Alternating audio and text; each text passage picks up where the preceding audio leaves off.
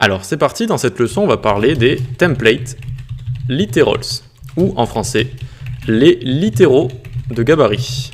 Voilà, la traduction est assez marrante et c'est vrai qu'en général pour tout ce qui est ES6, JavaScript, etc., je trouve pas les traductions tip top, hein, les littéraux de gabarit. Vous allez plus entendre les templates literals que les littéraux de gabarit, mais je vous mets quand même les deux. Et puis la documentation, enfin vous allez plus voir des vidéos, etc. sur les templates literals. Donc qu'est-ce que c'est?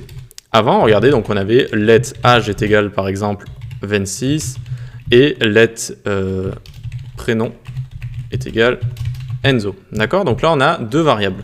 Et donc, avant, on faisait comme ça, console log par exemple, je suis, et là on faisait plus prénom, plus, et ensuite et j'ai, et on faisait plus âge.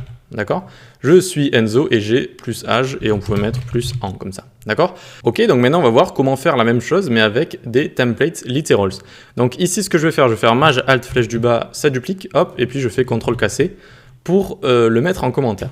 Et donc ici, on va tout supprimer, hop, et on appuie sur alt gr et la touche 7 au-dessus du y et du u, hop, deux fois, ça ouvre des backticks comme ça, et là-dedans, on peut écrire toute la phrase qu'on veut. Voilà, je suis Enzo, on peut écrire autant de chaînes de caractères qu'on veut. Et donc, pour utiliser une expression ou une variable, eh bien, on va utiliser maintenant $, on ouvre les accolades, tac, et prénom. Voilà, je suis Enzo. Ok, ça fonctionne. Alors, c'est vrai que c'est peut-être pas forcément plus facile comme ça, plus lisible, mais en tout cas, c'est maintenant, c'est comme ça qu'on fait du JavaScript moderne et qu'on peut utiliser des variables et des expressions assez facilement. On s'y fait quand même assez vite, hein, vous inquiétez pas, comme ça. Donc ici, si on voulait faire exactement même ça, je suis Enzo et j'ai...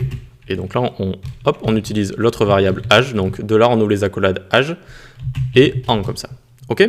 Et donc c'est ça, les littéraux de gabarit, les templates literals, c'est littéralement ça. On ouvre les backticks et ensuite on peut utiliser des expressions JavaScript avec $, accolade. Et donc des expressions parce qu'on peut également faire, regardez, ici je vais faire un calcul, 5 plus 12, tac, et ça va me mettre 17 ici. D'accord? On voit qu'on a fait directement le calcul là-dedans.